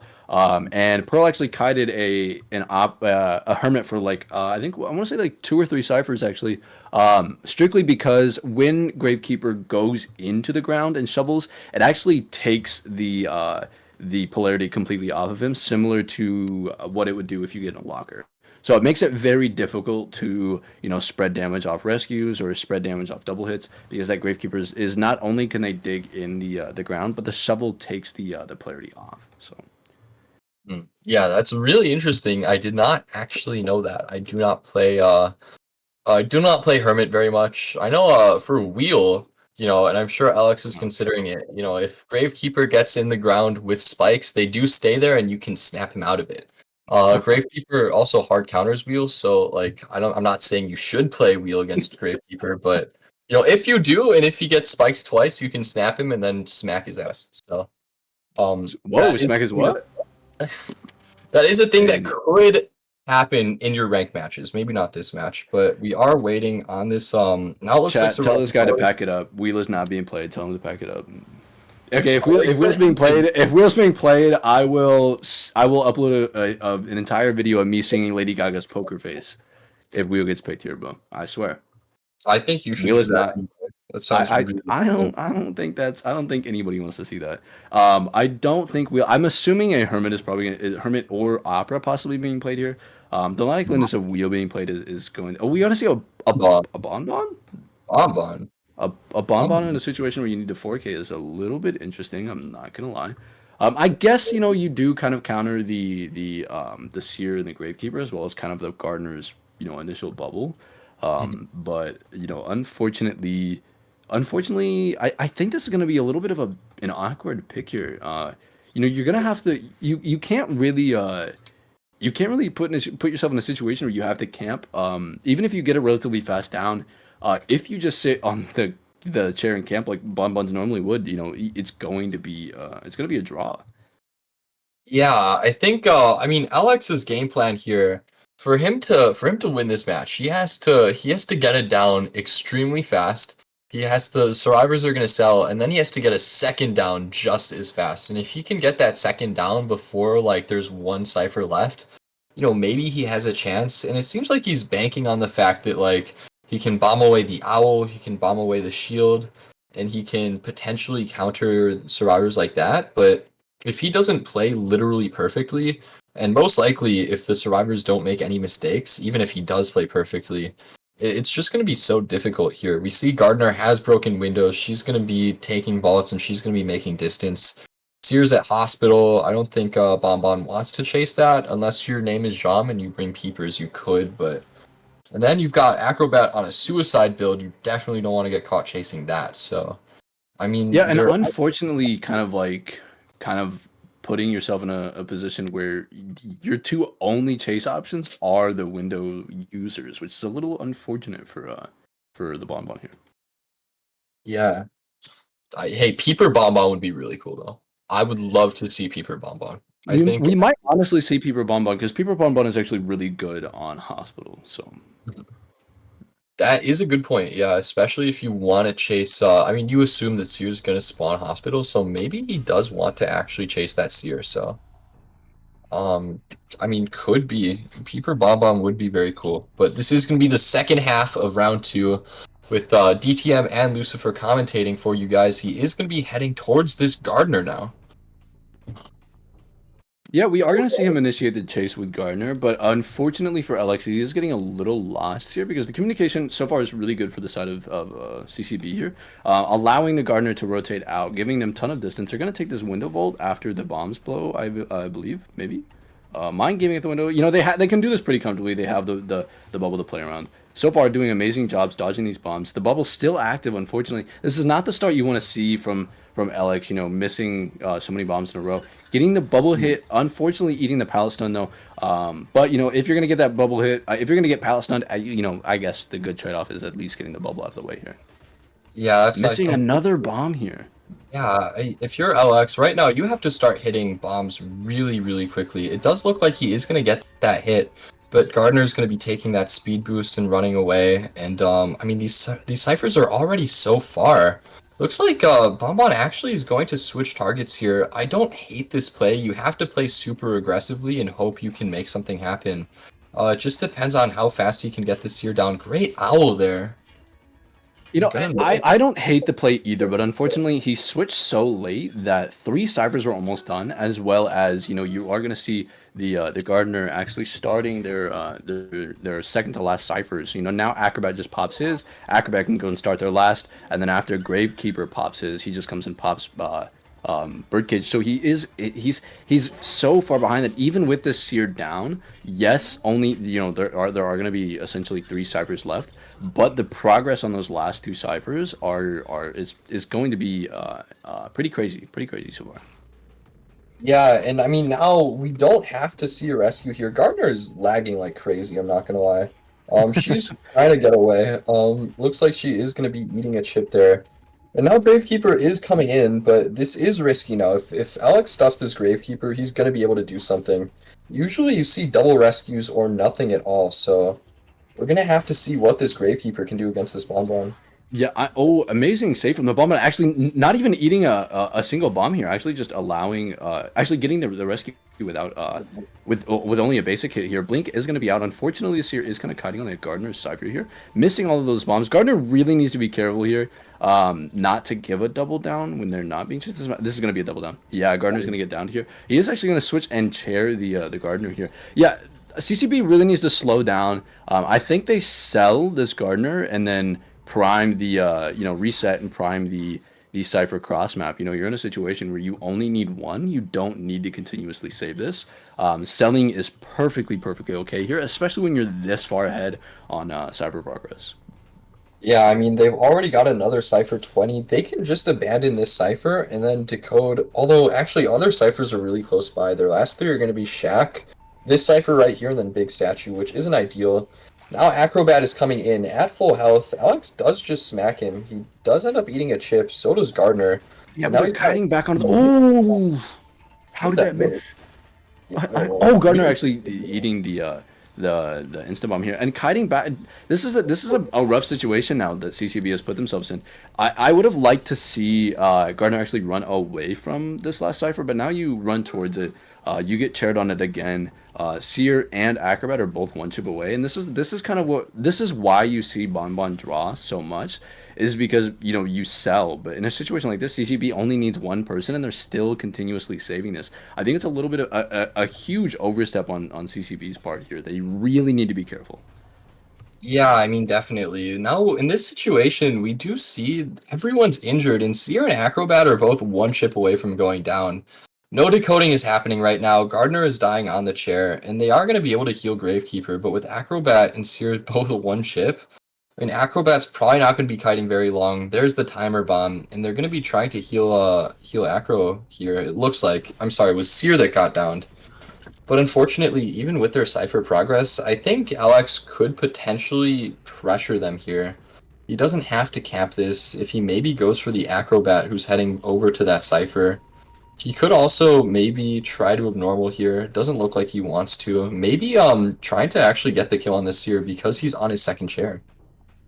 Yeah, I definitely think that this is a little rough here because yes, the Acrobat's gonna go pop that other cipher, but in a situation like this, you actually Seer's on his dead on chair. Blink is actually up, so it does open the possibility of a loss here. Oh, amazing flywheel actually flywheeling the time bomb here. I think in a situation where you need a 1-man, Seer really needs to try to get Blink out here. Seer does not quite have an owl. Unfortunately, the cipher is not going to be able to get primed, and this might be the opening that Alex is looking for to push for this 4K. Yeah, Alex could do something here with Grave injured and Acrobat chips. I mean, if Alex is able to get it quick down and then maybe teleport to the cipher, does he actually have trump card here? I'm not sure. I'm not sure either. I can't actually see this build. So, but regardless, even if he does, if he gets a relatively fast down on Gravekeeper, they can't save. So even if they pop, it's going to be relatively easy for Bonbon to pressure both gates, and including Blink. Even if the cyphers popped, Blink is going to allow a relatively fast down. We are going to see him switch off of, well, not even switch off of, but not even commit to the Gravekeeper chase. And oh, amazing chain bomb there and getting the connection on Acrobat. Yeah, Alex, the sniper, it seems, really great shot on Acrobat there. He And definitely has trump card, by the way. The way he's playing, he is definitely waiting for them to touch that cypher to swap to teleport and teleport to the Gravekeeper. yeah, if he can down Acrobat before he teleports to Gravekeeper, that would be ideal. Looks like unfortunately he's not able to do that, but Gravekeeper does not have a lot of shovel left. I think Alex can wait this out potentially. Or just chip him out, Yeah, maybe. he's burning a little too. Oh, getting out of the shovel is, I think, a little bit of a misstep. I Mhm. think you just want to eat that time bomb or as many bombs as you can. But now we are going to see actually an early down, in my opinion, for a Gravekeeper here. Cypher might be primed in time. We are going to see the Cypher most likely popped after the chair happens. So we might see this one man happening. Something to look at is Dungeon is in T-Wall shit corner. So, Acrobat does have, I believe, 2 more bombs and a Sui build to work with. We're going to see the pop happening here. But unfortunately, the chase is going to start. Oh, yeah, we don't. Oh, this is going to be a 4K for LX here. Acrobat does not have Sui, so it is. Acrobat does have Sui rather, so it is going to be 2 bombs and dead here. Yeah, does not actually go for the oh, but gets the chain bomb on top of the timer bomb. And that is Yeah, the full kill. Wow. amazing job from LX. Not only 4K on Bonbon, but a 4K on Bonbon on a map like Hospital is so impressive. Yeah, I mean that was just so incredible from Alex, honestly. I think you made some good points. I think CCB kind of rescued like at every chance they had in the early game, and that may not have been necessary. I think if they sold at any point, they would have gotten one out. I think, unfortunately, everyone got injured, and then they had to heal, and then Alex was able to get a kill while everyone was healing, and then Seer had already been shared, so he didn't kite it all, and things just snowballed out of control so quickly. If they just allowed someone to die on share while decoding, I think that would have really allowed them to get the cipher progress that they needed. But now we're going to a round 3, so more gameplay for you guys. Yeah, if this isn't a lesson to everybody on why Bonbon is so draw heavy, it's not because he's bad. It's because he is terrifying with the camp on snowballing after stuffing. Even if he doesn't stuff, he's going to get the likeliness of him at least getting a double down is going to be pretty high. So this is why, okay, let this specific round be a lesson to everybody on why we do not overextend and rescue against Bonbon when we don't have to. So when you load into your rank and it's a Bonbon, understand draws Mhm. are okay. Draws are okay. Everybody, say it with me. Yeah, LX, a 4K from LX is impressive. I think for a few reasons. It's a 4K or nothing. It's Bonbon. It's Hospital. But not only those 3 factors. It's he had such a rough start. The complete opposite of what happened the initial match with the Chinatown.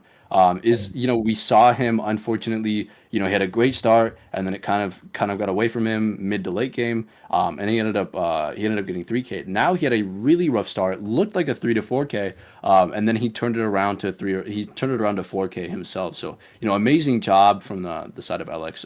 Great composure, not only to withstand the pressure of that 4K or nothing, but also to kind of step up and 4K when they needed it most on a character that is super draw heavy. Yeah, absolutely. I think you know what we really need? I think we need like some Uncle Sam posters that says Uncle Sam wants you to sell against Bonbon. And I think if we just put that up everywhere, maybe people will learn their lesson. But Yeah, I, I, um, I will say the rescues, like, it's you don't want to rescue against a bonbon because the damage share is so heavy. And once you get chipped, it's basically you've nullified the fact that you can rescue. It is impossible for you to rescue from that point on.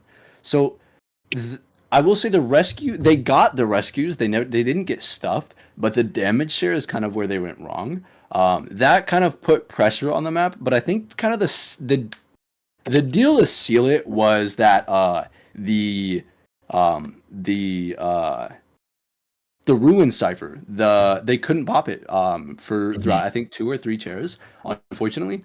And I think that's kind of what sealed the deal. I referenced it when Shock did it. That's the whole reason why Shock it actually allowed Shock to 4K is he had a first chase that essentially locked him into a draw. 3 ciphers were about to pop. Postman rotated away, but unfortunately, Seer died on Postman Cipher, and we kept seeing the chair happening on that cipher until it was abnormal. Similar to what happened in this match with LX, minus the abnormal didn't happen, but the repetitive chair on the cipher, chair on the cipher, chair on the cipher, allowing, that's your mat pressure. When you're in a situation with the hunter, you allow yourself to chair on a cipher. You're getting your direct pressure, which is going to force somebody off of cipher to come and rescue, but you're also allowing yourself to get that mat pressure, which is going to force somebody off of decoding. So you're in a situation where you need to pop that cipher. This is one of your last ciphers. Continuously kiting on it, continuously bringing the hunter to it, and allowing them to chair on it is going to be detrimental to your game. And I think that even with all of the rescues, if they had died away from that ruined cipher just one time, I think they still would have got their draw. Hmm. Yeah, I think a lot went wrong that match, really unfortunately. But hey, we know Alex plays really aggressively, and if he finds an opening, he's gonna take advantage of it.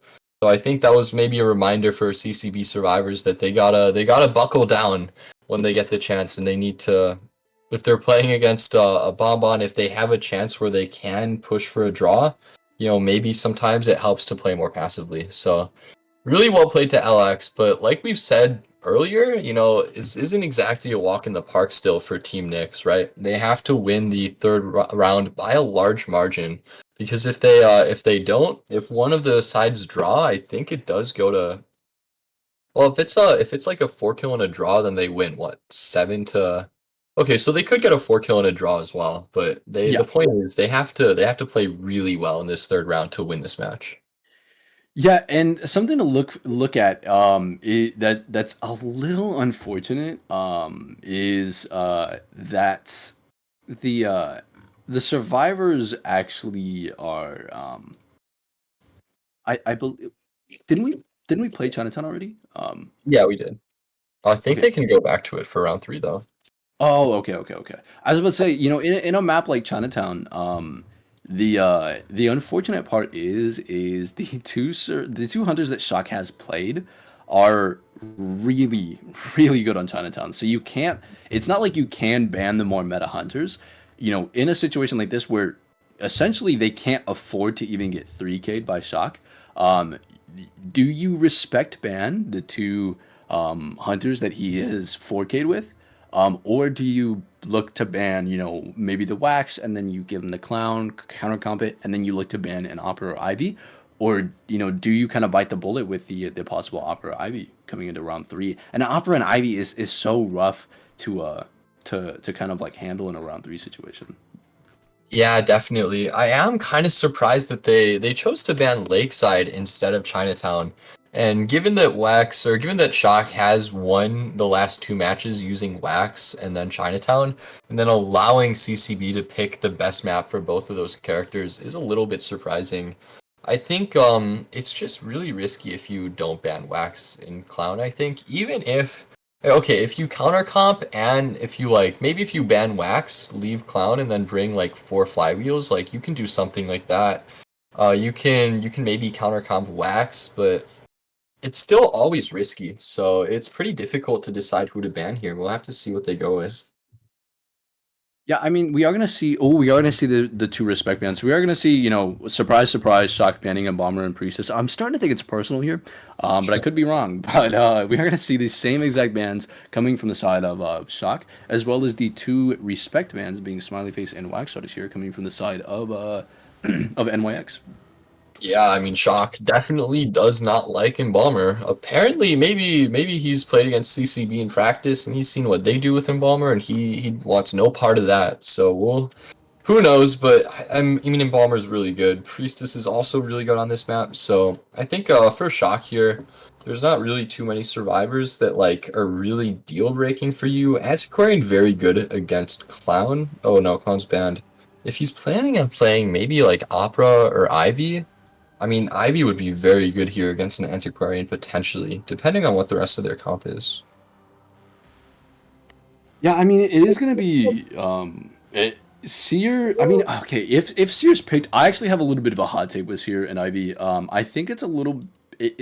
Seer's inconsistent against Ivy because you never know when you're gonna need the owl really. So unless you spectate like ridiculously early, you don't really know when the scare specifically is going to happen. So Seer gets a little more difficult to use.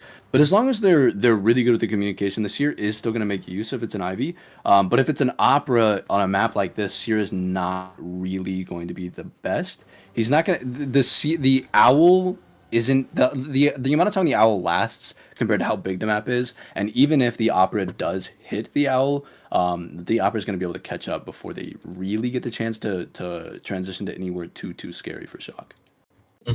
Yeah, that is a good point here. I think Aeroplanist is strong against Ivy. Aeroplanist is able to get a lot of distance, and against Ivy, really your biggest strength is going to be making a lot of distance. So, and we do actually see a cheerleader ban. Cheerleader, one of those distance characters, like we mentioned. FO as well, very strong against Ivy since he can use his watch to actually remove the Yith. So, based on these bans, I'm expecting to see an Ivy from Shakir, or potentially seeing a Painter actually, who I think is pretty underrated. Mechanic instead, who's another Shout out character. Mechanic. They're probably wanting to push for pretty heavily with the draw here, and unfortunately, Shock has been really consistent with the Embalmer ban, so they haven't really had the opportunity to use Embalmer to be their draw potential. But here we do see the Mechanic kind of old meta being played here, but again, Mechanic is really not the best against either Ivy or Opera because she can't really kite and she has nothing to assist herself in making distance. So. Yeah, really unfortunate there. I think I believe if Shock wins this match, if he gets a 3-kill or a 4-kill, I believe it just ends on the spot. So if we see something like that, I think that's what Shock is aiming for. Shock has not lost, is not drawn yet. Bro wins, and that's about it. I don't think he wants a draw here. So In the wise words expecting. of Ricky Bobby, if you're not first, you're last. Apparently, yeah. Shock's been really consistent with his pressure and his cipher pressure too, which is kind of I think the big reason why he's opening himself up for pretty consistent wins here. But yes, you are correct. If he at least 3Ks, the matchup is over. Yeah, absolutely. I think Shock is going to be playing aggressively here. Now we're waiting on this Hunter. I think it's most likely going to be an Ivy. Just going off of the bans, could be an Opera. Maybe he's got something else that he wants to play here, like a Gamekeeper. Could be a Gamekeeper as well. We'll have to see if he locks a Gamekeeper in. Gamekeeper would be interesting on a map like this, but he is really easy to draw. In my opinion, he's actually easier to draw than Bonbon is. So that's the only thing that he needs to be worried about here. But Yeah, I mean, if you get a draw here, the only issue is that if Alex gets a 4-kill, they do win on points. So, I mean, the survivors did just get 4-killed by Alex's Bonbon. I feel like if you're Shock, you'd be more comfortable pushing for a win. But Gamekeeper is capable of doing that, honestly. His map pressure isn't too bad. If he gets a really fast down, maybe he could. The only issue is Mechanic is going to be rushing those ciphers down very quickly, and Gamekeeper can't exactly do a lot about that. yeah, and the reason why I say he's a lot easier to draw than Bonbon is because if he misses essentially like more than the first hook, it's going to spell trouble for his early game. He really needs to be consistent with these first few hooks to allow himself the presence for that ultimate hook. The faster you get that unlimited hook, the better the rest of your game is going to go. But if you miss too many early games hooks, it's going to be a little scary for you, especially with Owl in play. And we do see the Shock is actually spawning far away from the Owl. So that Owl, the reason why I mention it is yes, Owl is super great early game, but the Owl specifically, if you Owl the hook, it actually doesn't pull you back. So the presence that you get is significantly less for a chip. So they might be looking to make use of that, allowing that mechanic to put bot down, maybe possibly using the owl on the hook to not essentially not have the mechanic pulled back, allowing them to have so much more distance. Maybe pushing for hotel rather, but I'm excited to see how that mechanic plays in a meta like this because we haven't really seen her played in IVT or IVS or IVC or anything like that. So I'm pretty excited to see the return of her. Yeah, I do know you are a mechanic fan, so I, I'm l- I love Mechanic, man. She got me kicking my feet. She's great. She's a great that's character. crazy. Okay, this guy is a simp. I think he's more than a Okay, fan. But buddy. Here we go. This guy. Anyways, I am Lucifer, joined by DTM for the third round, first half of CCB versus NYX. Absolutely. I'm looking forward to this matchup and getting right into it. Shock is going to be setting up some traps, very standard. Gamekeepers love setting up their traps in really annoying areas and is going to be cutting towards middle here. We actually see the Antiquarian does run into him, but he doesn't want her. He's going instead for, it looks like, the Aeroplanist. Mm. But we are. This should hit. If I yeah, this is gonna be a really early hit. Oh, and waste the jetpack too as well. So gets a hit through the jetpack. This is a really early hit. The hook is gonna be back up in 6 seconds, and this is a bad area to kite a gamekeeper in. We might see a down without blink here. Yeah, and important Oh, to note is is that even that. blink? Mhm. Th- I have That's no idea. that is actually that's not even blink. Epic prank. Just kidding. My bad on the missed call for the trade. We are gonna see a really early down. It is gonna be warp actually. It's gonna be warp. Yeah, and I mean, okay, this aeroplanist missed two jetpacks and is also the tide. So your tide turner got downed, and unfortunately, only one cipher is above 50% here. Antiquarian gets Oh, sniped. a No really early hit. This is here. gonna be this is it, with the pace that Shaka is setting here. He is gonna get full presence before two ciphers are even popped. Before three ciphers are even above 50, he is already almost at full presence here. And now not only can Antiquarian not rescue, but you can't even rely on that support. Yeah, And Owl needing to be used on rescue here is going to be rough here. An immediate farm. This is not the start that NYX was needing and looking for here. yeah, and Shock has his hook up, going to be looking for that hook and hit onto the seer here. And if he's able to get this, this is just going to be so difficult for the survivors to come back from. There it is, full presence, has two people injured, and Aeroplanist was not able to harass, or to rebound, sorry. Antiquarian can't harass either. And their Cypher Rush, even with the Mechanic, it's just not fast enough. Especially since with two people injured, Mechanic is going to be decoding slow. So this is already looking like overwhelmingly favorable for Shock here. Now we are going to see Shock actually finding the Antiquarian here, and regardless of the amount of sticks they use, you are still able to use this hook. So we should see the Antiquarian actually be downed here. Yeah, we are going to see the Antiquarian down. Nobody is going to be, unfortunately, nobody's going to be able to make that rescue on the Aeroplanist. So the chair time is going to expire. And again, the three cybers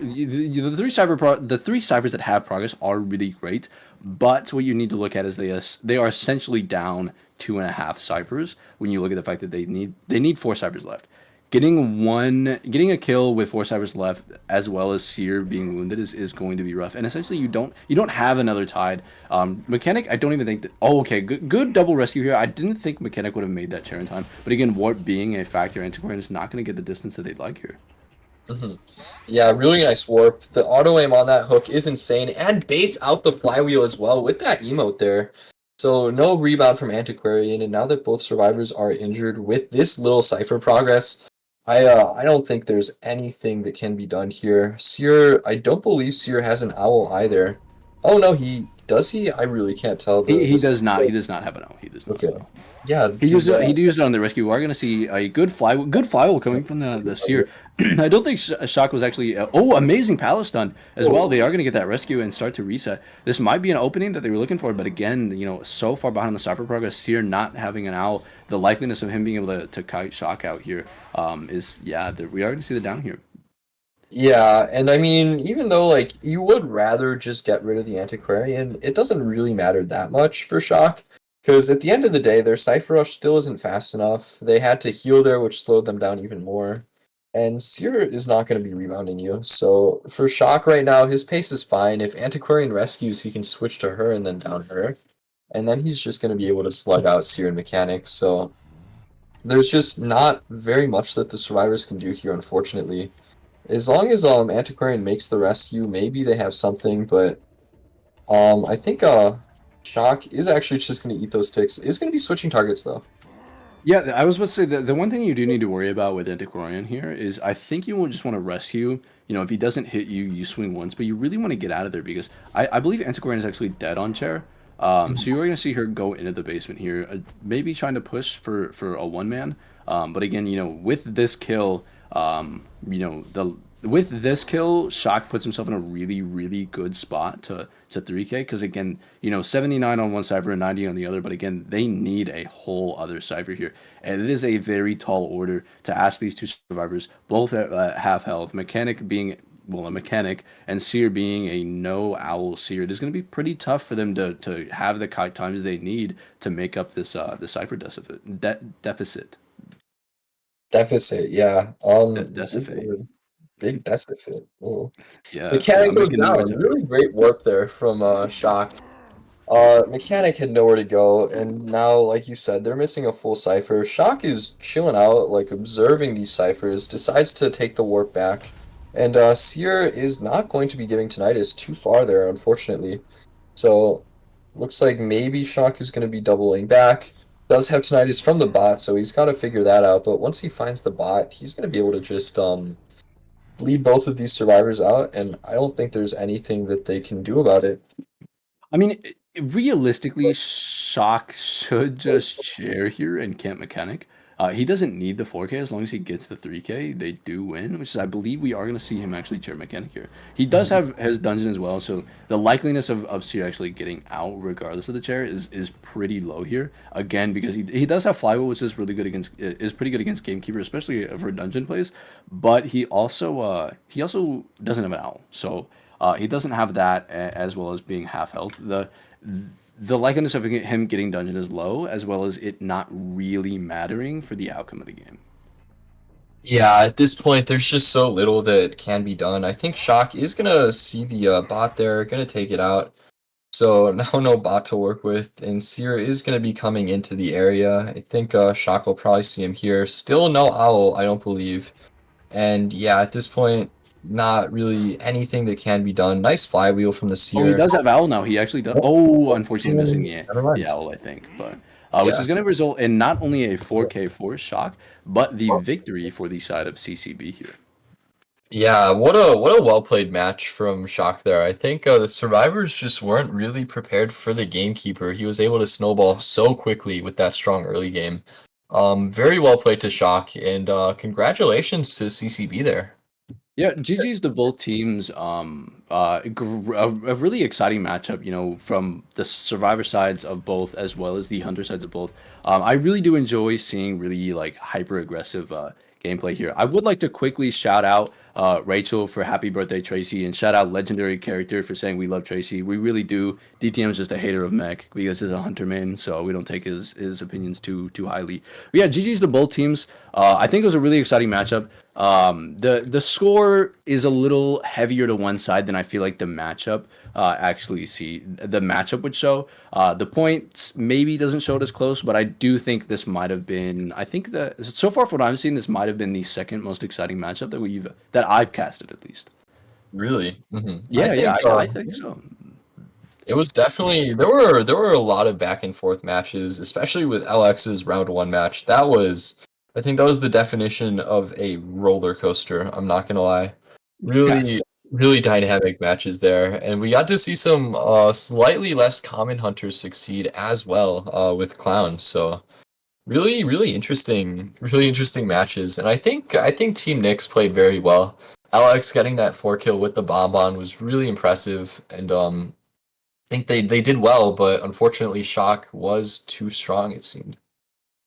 Yeah, I mean the 4K with Bonbon was really impressive, and I think again it just goes to show you know you have to be careful when you rescue, and you have to be careful when you die. Not only do you have to be careful where you die, but I think that round two match showed how detrimental dying on Cybers could be in both matches. One the clown match as well as the Bonbon match really showed the effectiveness of what happens when you allow a hunter to chair on a cipher. So yeah, really close games, really solid hunter gameplay from both sides, as well as you know CCB's Survivor doing I think what not a lot of Survivor teams in NA have done, and that is you know consistently hold LX honest to not overextending, and I think CCB did a really good job 3K'ing that first round. Yeah, absolutely. Really exciting match from both sides, and I do believe we have more exciting matches for you guys tomorrow, on Sunday, I think. So make sure to tune into those. But this was very fun for me to commentate, even if I didn't really consent to it. Very, very enjoyable for me. I'm sure Lucy had fun too. So I hope you guys enjoyed our commentary. Yes, thank you guys.